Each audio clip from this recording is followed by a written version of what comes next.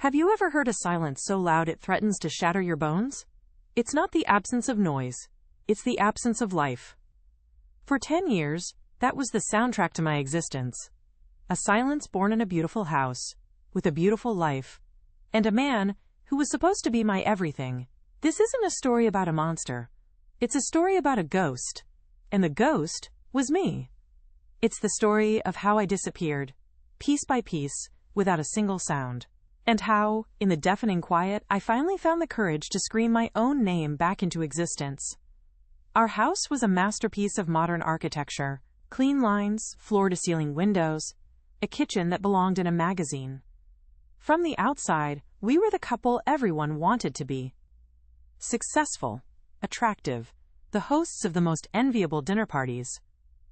But inside those glass walls, I was learning the art of invisibility. I became a curator of a museum where I was the only exhibit, and no one ever came to visit. My days were a carefully choreographed dance of self-negation. I'd wake up an hour before him, not to enjoy the quiet of the morning, but to ensure the quiet of his morning. I'd make the coffee just so. The beans ground to the perfect consistency, the water at a precise temperature. Because if the coffee was right, maybe the day would be right. Maybe today, he would see me. I'd move through the house like a whisper, my footsteps light on the polished hardwood floors, my breath held tight in my chest.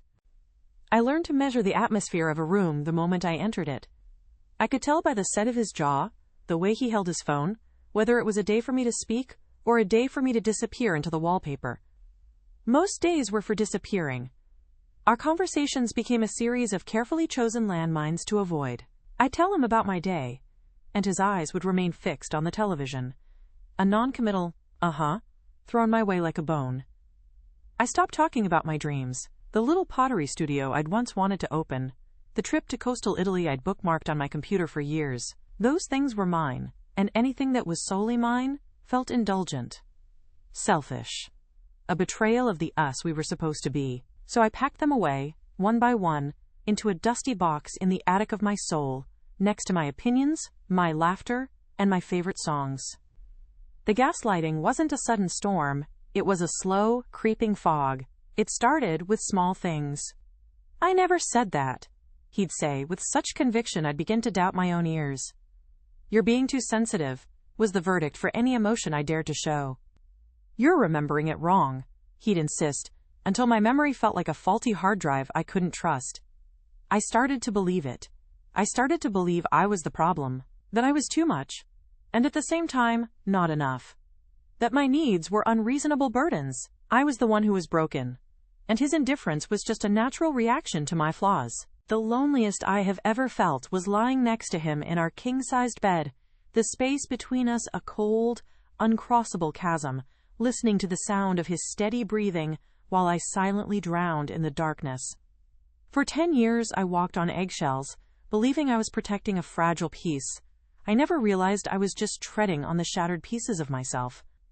The end didn't come with a bang. There was no screaming match, no thrown plate, no dramatic discovery. It came on a Tuesday morning. The light was streaming through the bathroom window, catching the dust motes dancing in the air. It was just another day of the performance. I was going through the motions, brushing my teeth, washing my face. And then I made the mistake of looking up. Really looking.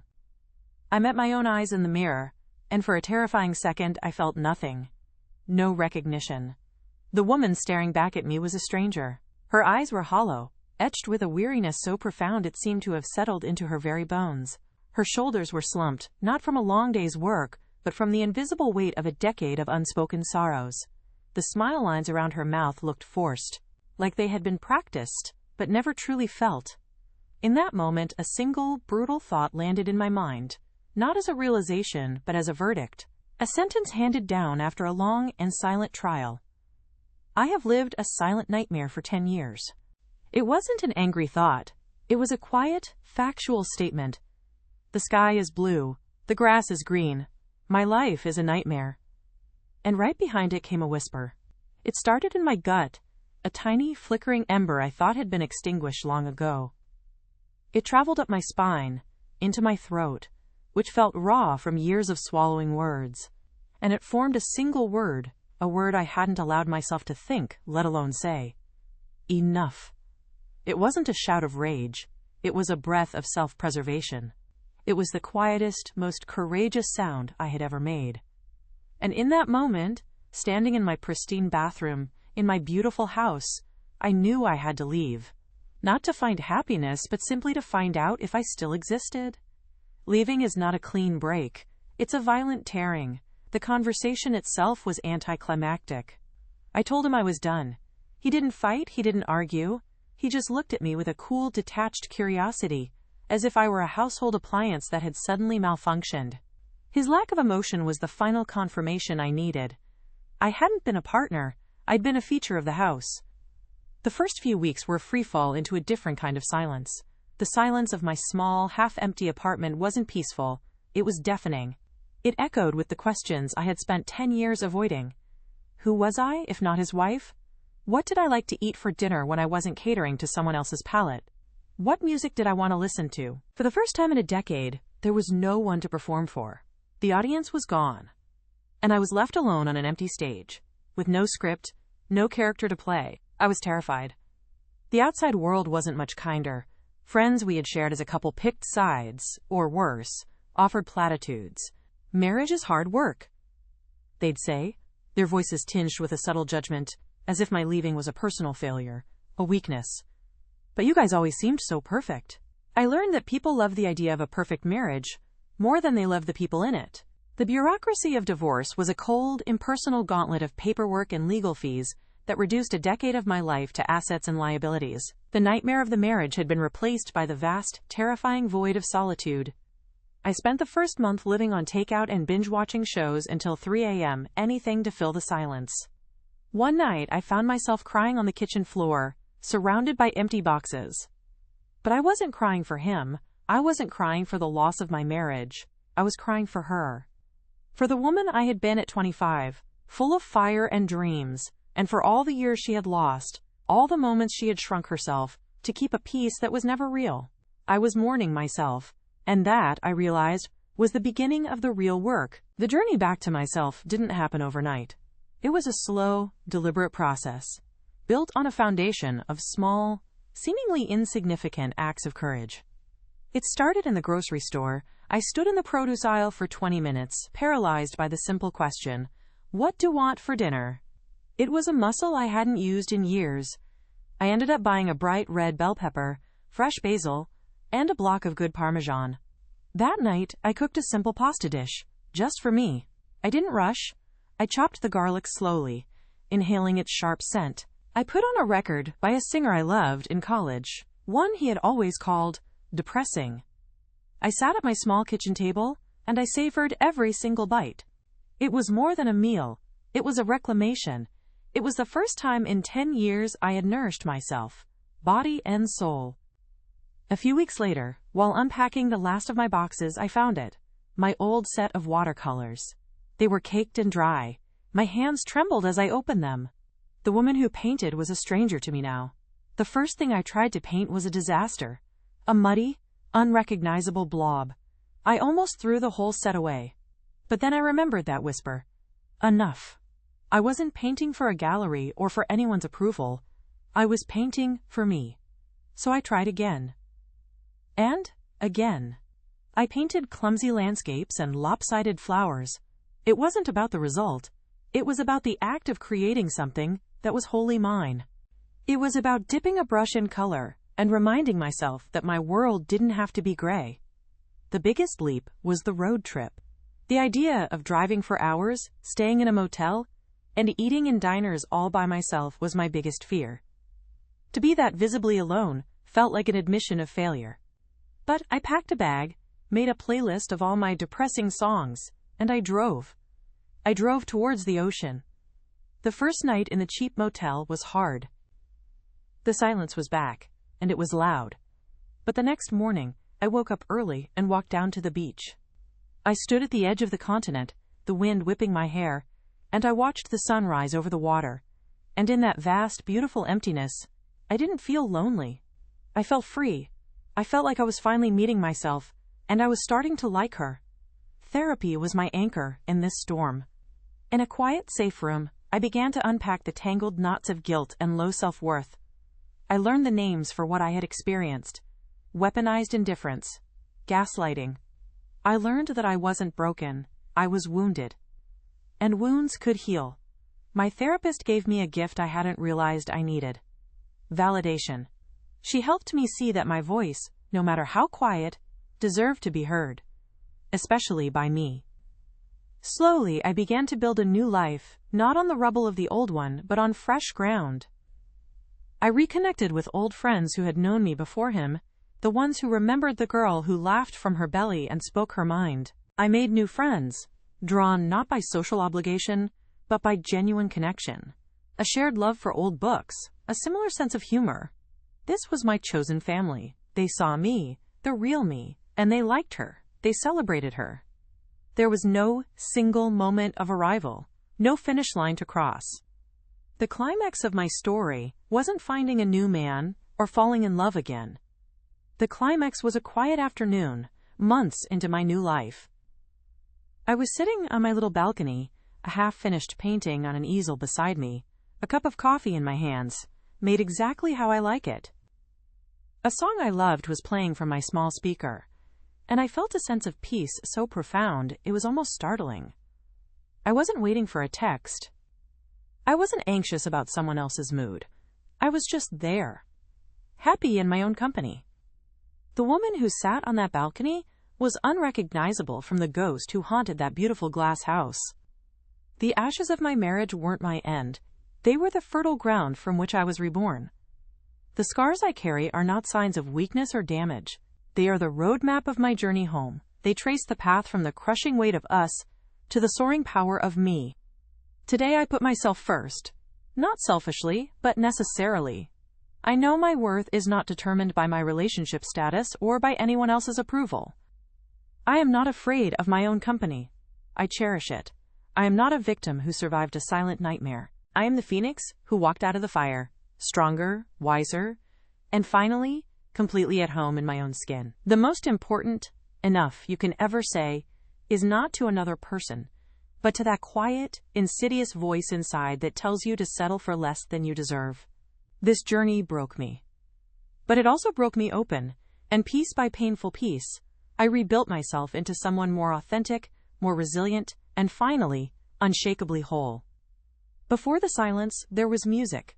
Not just any music, but the specific sound of a perfect late summer evening in the city. The clinking of ice in glasses, the low hum of conversation, the distant wail of a siren that felt miles away from the string lights and laughter in our friend's backyard. That's where I met him. I was standing near a potted fig tree, feeling a little out of place, a little too quiet for the party. And then he walked over. My first impression wasn't that he was handsome, though he was. It was that he was calm. In a sea of people trying to be seen, he had this centered stillness about him. He didn't open with a line. He opened with a question. He'd noticed the book peeking out of my bag, and he asked me what I thought of the ending. Just like that, we weren't at a party anymore. We were in our own little world, talking about characters and plot twists. He didn't just listen, he heard. He'd lean in, his eyes locked on mine, and make me feel like my opinion on a fictional character was the most important thing in the world. I was drawn to the focus he gave me. It was like standing in a warm spotlight. Back then, he was the man everyone wanted to be around. He had this easy confidence that never tipped into arrogance. He was ambitious, driven, but he talked about his goals not as conquests, but as a way to build a meaningful life. He was funny, with a quick, intelligent wit that could make you laugh from your gut. He seemed to possess this incredible balance, the kind of person who could close a major deal at work and then spend his Saturday volunteering at an animal shelter. He was everything I thought I wanted. He was everything I thought a good man was supposed to be. He made me feel safe. He made me feel chosen. I remember one night, about 2 months in, it was a Tuesday, nothing special. I'd had a terrible day at work. My boss had taken credit for a project I'd poured my heart into, and I felt small and invisible. I mentioned it to him briefly on the phone, trying to brush it off. An hour later, he was at my door. He hadn't brought flowers or wine. He had 2 containers of my favorite, ridiculously spicy Thai food from a place across town, and a beat-up copy of my favorite childhood book he'd found at a used bookstore. He said, "I figured you needed a reminder of who you were before all this." We sat on my floor, eating out of the cartons, and he had me read a chapter out loud to him. In that moment, with the smell of curry and old paper in the air, I felt so completely seen, so profoundly cared for. I looked at him, at his genuine smile, and I thought, this is it. This is the beginning of my forever. I had no idea it was the beginning of my end. The proposal wasn't a grand public gesture. It was better. It was intimate, thoughtful, and so perfectly us, or who I thought we were. A year after that night, with the Thai food, he took me back to the same used bookstore. He led me through the narrow aisles, the air thick with the sweet, dusty scent of aging paper. He stopped in the fiction aisle, right where he'd found my childhood book. And there, tucked between two novels, was a hollowed-out book. Inside, nestled on the cutout pages, was a simple, elegant ring. He didn't get down on one knee. He just took my hands, his eyes more sincere than I had ever seen them, and he said, I want every chapter of my life to be about you. Will you be my story? In that moment, surrounded by a million other stories, ours felt like the only one that mattered. I said yes without a single hesitation. It felt like the easiest, most natural decision I had ever made. Our first few years of marriage were a whirlwind of creation. We were architects of a shared future, and the blueprints were dazzling. We bought the house, the beautiful house with the glass walls, and spent weekends painting, our clothes splattered with beige and white, our laughter echoing in the empty rooms. We'd sit on the floor, sharing a pizza from a box, and talk for hours. We planned it all. 2 years in the city to build our careers, then a move to the coast. He'd continue his climb up the corporate ladder, and I would finally open that little pottery studio by the sea. We'd have a garden, a dog with floppy ears, and maybe, eventually, the pitter-patter of little feet. Our dreams were so intertwined, they became a single, beautiful tapestry. I wasn't just his wife. I was his co-conspirator, his partner in building a life that felt golden and full of promise. He was my biggest cheerleader. When I'd show him a sketch for a new ceramic piece, he'd study it with that same focused intensity from the night we met, making me feel like an artist on the verge of greatness. He made me believe our life could be a masterpiece. I can pinpoint the exact moment I thought our love was invincible. It was our 2nd anniversary. We had planned a fancy dinner, but a freak thunderstorm rolled in, knocking out the power to our entire neighborhood. We were plunged into darkness, the restaurant reservation useless. I was disappointed, but he just smiled, lit a dozen candles, and pulled out the small portable speaker we took on picnics. He put on an old soul song, the kind with a crackling vinyl sound, and held out his hand. "May I have this dance?" he asked, with a ridiculously formal bow. And so we danced. Right there in the middle of our living room, illuminated by the flickering candlelight, with the storm raging outside our glass walls. He held me close, humming along to the music, his chin resting on the top of my head. There were no grand pronouncements of love, no expensive gifts. There was just the two of us, moving as one, in our own private world, safe from the storm. In that quiet, simple moment, I felt a love so profound, so absolute, it felt like it could power the whole city. I rested my head against his chest, listening to the steady beat of his heart, and I felt utterly and completely home. I believed, with every fiber of my being, that as long as we had each other, we could dance through any storm. It's a beautiful memory. It's also the most painful one I own, because now I know the real storm wasn't outside our windows. It was just beginning to gather, silently, in the very heart of our home. The storm we danced through on our anniversary, it passed, but it left behind a change in the atmosphere I couldn't quite name. The air in our beautiful house grew heavier, charged with something I didn't understand. The beginning of the end wasn't a thunderclap. It was the slow, almost imperceptible drop in barometric pressure that signals a storm is gathering, not outside but within. It started, ironically, with success. His success. He got the promotion he'd been working towards for years. The one we had both sacrificed for, with late nights and canceled weekends. I was ecstatic for him, for us. I bought champagne, planned a celebratory dinner, envisioned this as the next chapter in our shared story. But when he came home that night, the victory wasn't ours. It was his. He talked about his new responsibilities, his new office, the new level of respect he commanded. The word "we" began to slowly, quietly, disappear from his vocabulary. It was the first time I felt like a spectator to his life, rather than his co-star. That spotlight he once shone on me, the one that made me feel like the most important person in the world? He began to turn it away, slowly, degree by degree, until I was left standing in the shadows. Our conversations, once a vibrant exchange of ideas and dreams, became his monologues. I'd listen, nodding and smiling, asking the right questions. But my own day, my own thoughts, felt like trivial interruptions. He'd be scrolling through emails on his phone while I spoke, his attention a currency he was no longer willing to spend on me. My voice started to feel thin, like it couldn't carry across the space between us on the sofa. The first time he truly broke my heart, we were surrounded by friends. We were hosting one of our dinner parties, the kind where everything looked perfect. The food, the lighting, the smiling faces. Someone asked me what I'd been up to, and feeling a spark of my old self, I started talking excitedly about a new pottery technique I was learning. I mentioned our old dream, the little studio by the sea. I found this amazing spot online, I said, my voice full of hope. It would be the perfect place to finally...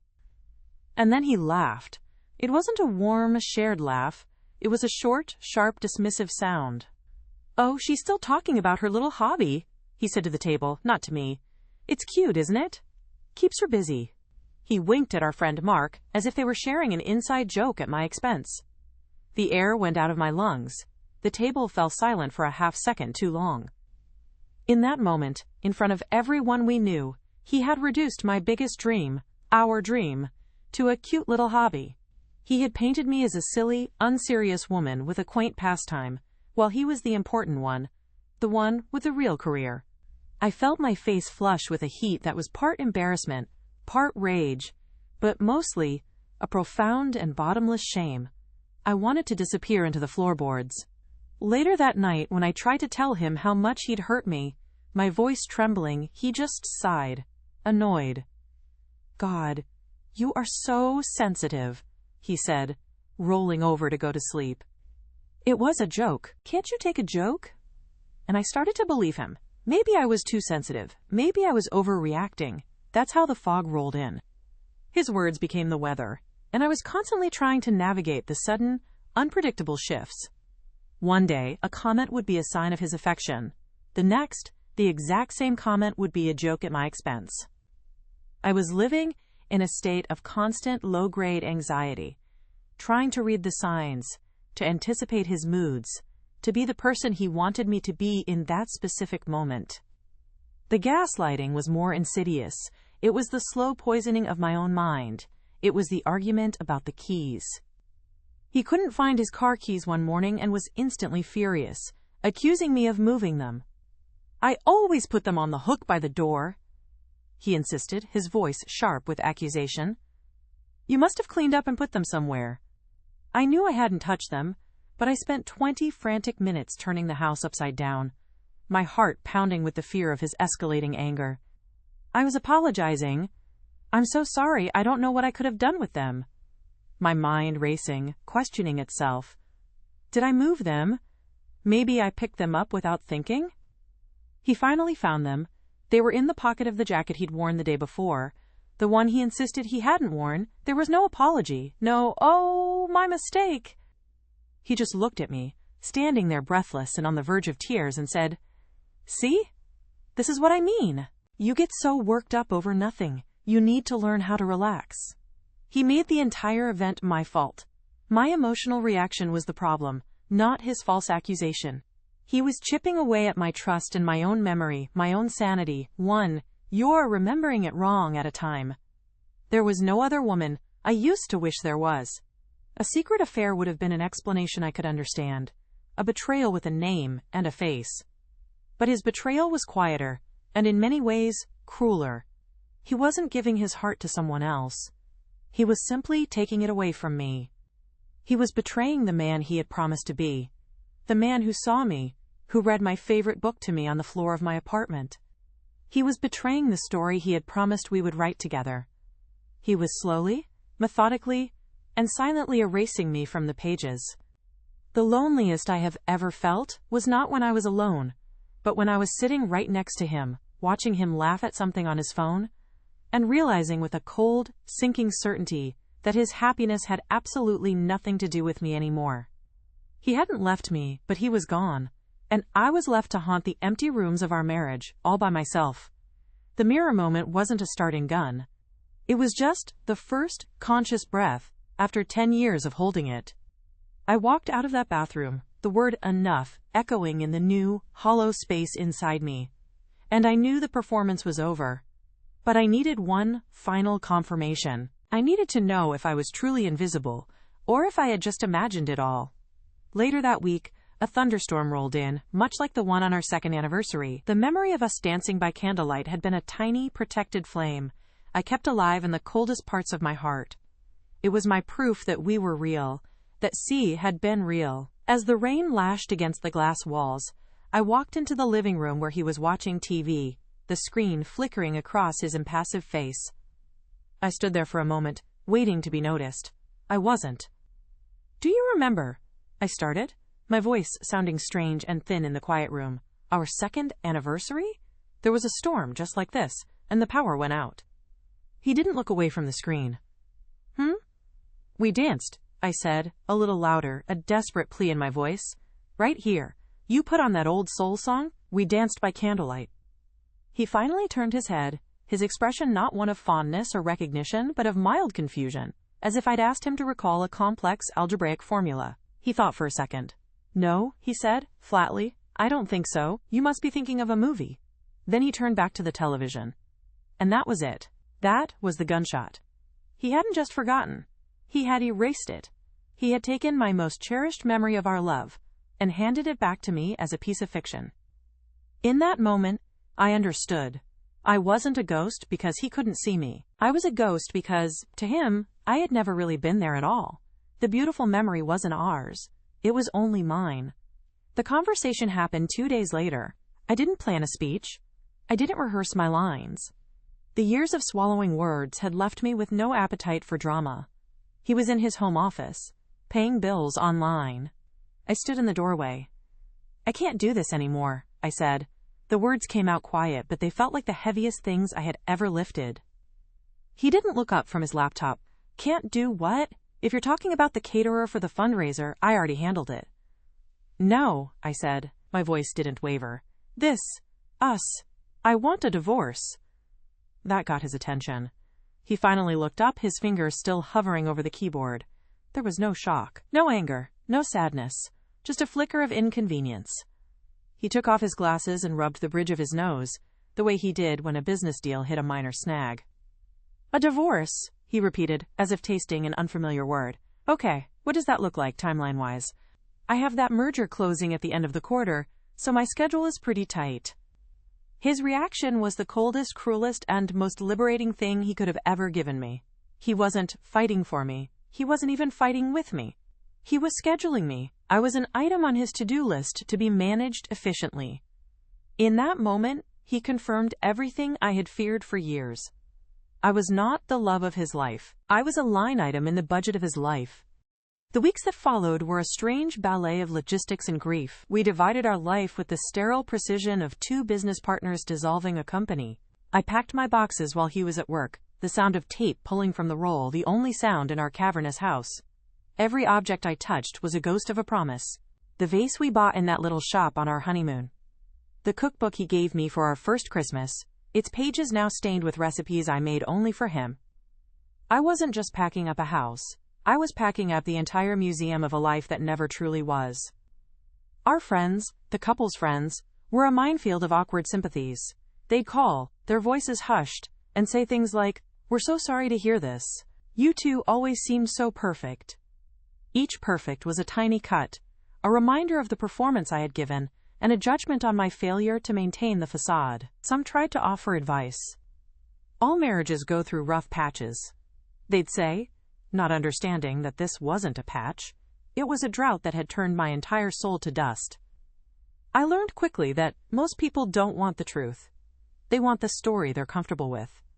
And a woman leaving a perfect marriage is not a comfortable story. The divorce process itself was brutally efficient, because he wanted it to be.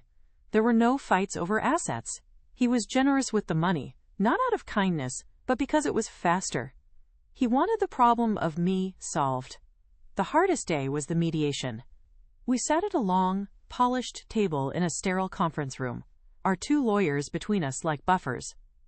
He never made eye contact. He discussed the sale of our home, the division of our investments, with the same detached tone he used to order a coffee.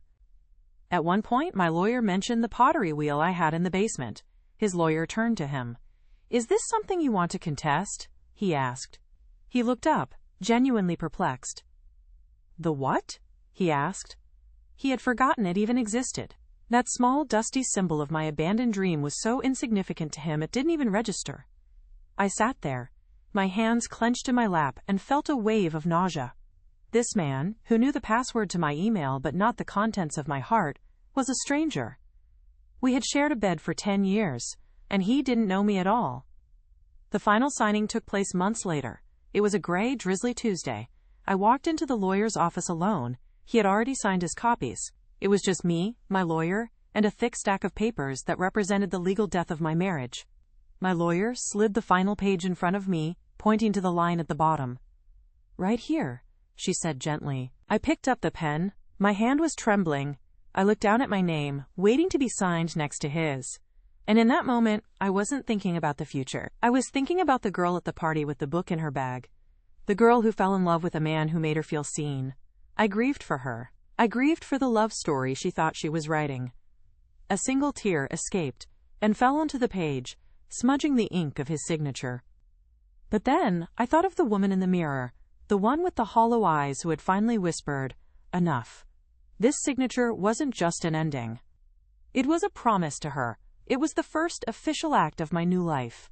A life where my voice would not be a whisper. I took a deep breath. The fear was there, a cold knot in my stomach. The sadness was there, an ache in my chest. But underneath it all, there was something else. A quiet, fierce, and undeniable sense of relief. I pressed the pen to the paper. The sound of the ballpoint scratching my name into existence was, for the first time in a decade, a sound that was entirely my own. I was signing my own Declaration of Independence. I was finally letting go. Letting go is not a single event. It's a practice. After I signed that final paper, I walked out into the drizzly afternoon, and I didn't feel a sudden, cinematic burst of freedom. I just felt quiet. The world felt muffled, like I was underwater. I went back to my small apartment, made myself a cup of tea, and sat on the floor, surrounded by the boxes I still hadn't fully unpacked. The silence in that room was different. It wasn't the heavy, watchful silence of my marriage. It was a vast, echoing silence. A blank canvas. And it terrified me. The first few months were a pendulum swing between grief and giddy, disorienting freedom. There were nights I'd wake up in a cold sweat, reaching for a phantom presence in the other half of the bed, the muscle memory of a decade still wired into my bones. The loneliness was a physical ache, a phantom limb. I would walk through the grocery store and see a couple laughing over a carton of ice cream, and feel a pang so sharp it would steal my breath. I wasn't mourning him. I was mourning the dream of what I thought love was supposed to be. I was mourning the years, the lost time, the woman I could have been sooner. But then, there were the glimpses. The first time I bought a pineapple. He hated pineapples. For 10 years I hadn't bought one. Standing in the produce aisle, I saw a stack of them, and on a whim, I put one in my cart. It felt like a ridiculous, revolutionary act. That night, I ate fresh pineapple for dinner, standing over the sink, the sweet juice dripping down my chin, and I laughed. It was the first real, unburdened laugh I'd had in years.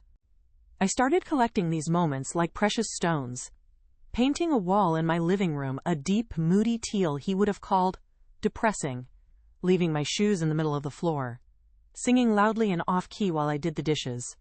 Each small act was a thread I used to stitch myself back into the world.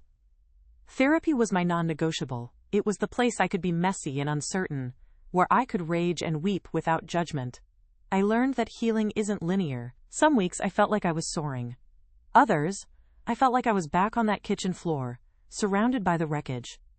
My therapist helped me understand that the gaslighting had installed a cruel inner critic in my head, one that sounded suspiciously like him. My work was to learn to identify that voice, thank it for trying to protect me in its own twisted way, and then politely tell it to shut up. The real work wasn't about him anymore. It was about learning to be my own safe harbor. I finally unpacked the pottery wheel. I set it up in a corner of my spare bedroom, next to a window. The first time I sat down, my hands covered in cool, wet clay, I wasn't trying to make anything beautiful. I was just relearning the feel of it, the way it yielded and resisted. I made lopsided bowls and crooked mugs, and I kept them all. They were tangible proof that I could take something formless and broken and, with my own two hands, shape it into something whole. My life today looks nothing like the one I had planned, and I am so profoundly grateful for that. I live in a small second-floor apartment in a neighborhood with old trees and noisy neighbors. It doesn't have floor-to-ceiling windows, but it has character. My walls are covered in my clumsy paintings and photos of my friends. My bookshelf overflows. There's a half-finished mug on my pottery wheel, and a stack of library books on the coffee table. This home isn't a pristine museum. It's a living, breathing space. It's mine. My routine is simple. I wake up with the sun, not with an alarm set to someone else's schedule. I make coffee, strong and black, just for me, and I sit by the window and read for an hour. Some days I work from home, building a small graphic design business I started from scratch. Other days, I spend hours at my wheel, lost in the spin of the clay. I've reconnected with the friends who knew me before, the ones who look at me now and say, "There you are, we missed you." I've built a new family, a chosen one, bonded by late-night talks and shared pots of pasta. We don't perform for each other, we just show up. The woman I am now, she would be unrecognizable to the ghost in that mirror. I'm louder. My laugh is quicker. I speak my mind, not as an act of aggression, but as a simple statement of fact. I am here, and my thoughts have value. I've learned that true intimacy isn't about merging with someone until you disappear. It's about two whole people standing side by side, strong in their own right, choosing to share a path. I learned that my sensitivity is not a flaw. It's a superpower. It allows me to feel deeply, to create art, to connect with people in a meaningful way. He tried to weaponize my greatest strength against me, and for a long time, I let him. Never again. Have I forgiven him? That's a complicated question. I don't harbor the same sharp daily anger anymore. That would be like drinking poison and waiting for him to die. I've come to see him, not as a monster, but as a profoundly limited man, incapable of the kind of love he promised, because he was too consumed with himself. Forgiveness for me isn't about absolving him. It's about releasing myself. It's about taking my hand off that hot stove. I have, however, forgiven myself. I've forgiven the young woman who was so desperate to be loved that she accepted invisibility as a substitute. She was just doing her best to survive. I hold her with compassion now. As for the future, it feels open. For the first time in my life, I'm not planning it around someone else's ambitions or dreams. Am I open to love again? Yes. But the criteria have changed. I'm not looking for a spotlight or a savior. I'm looking for a partner who knows how to tend to their own garden, who celebrates my growth instead of feeling threatened by it. Someone who understands that silence can be comfortable, not a punishment. But my life is not on hold, waiting for that to happen. My life is full right now. It's full of my work, my art, my friendships, my messy, beautiful, imperfect self. The greatest love story of my life wasn't the one that ended in a glass house, it's the one I'm writing now. It's the story of a woman who journeyed through a silent hell and came out on the other side, not just intact, but more herself than ever before. The silence I live in now is not an absence. It's a presence. It's the sound of my own thoughts. It's the quiet hum of contentment. It is the sound of a woman who is, finally and completely, home. If I could reach back through time, back to that Tuesday morning, and speak to the woman staring into that mirror, the stranger with my eyes, what would I say? I wouldn't tell her to be brave. She was already the bravest person I've ever known. She survived a decade-long winter of the soul. No, I wouldn't tell her to be brave. I would just whisper what she desperately needed to hear.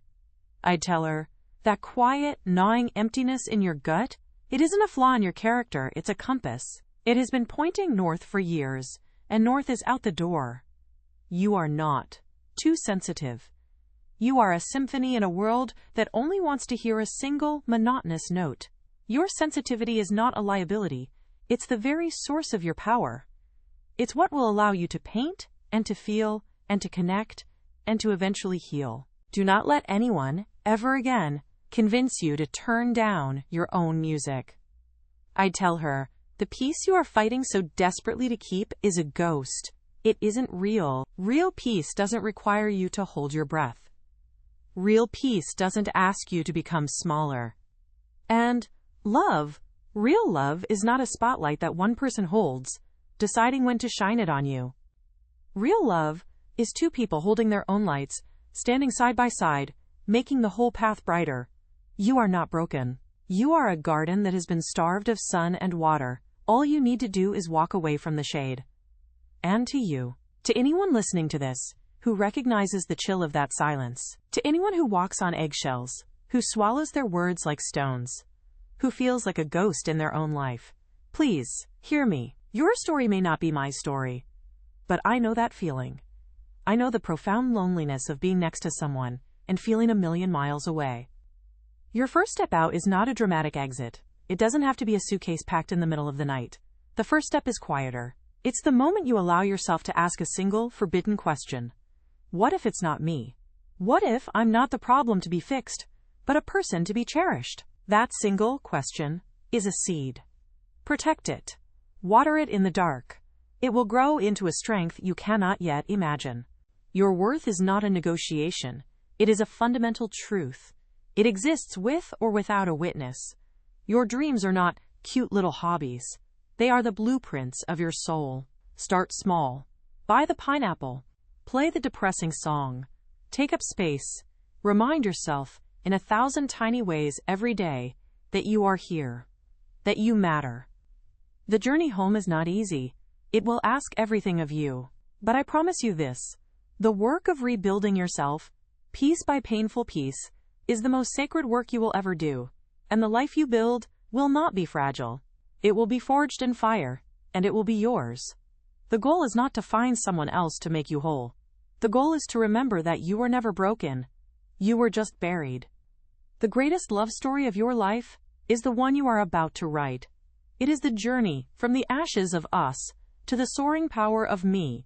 It is the story of coming home, not to a house or to a person, but to the unshakable truth of who you were always meant to be. That is a home no one can ever take from you.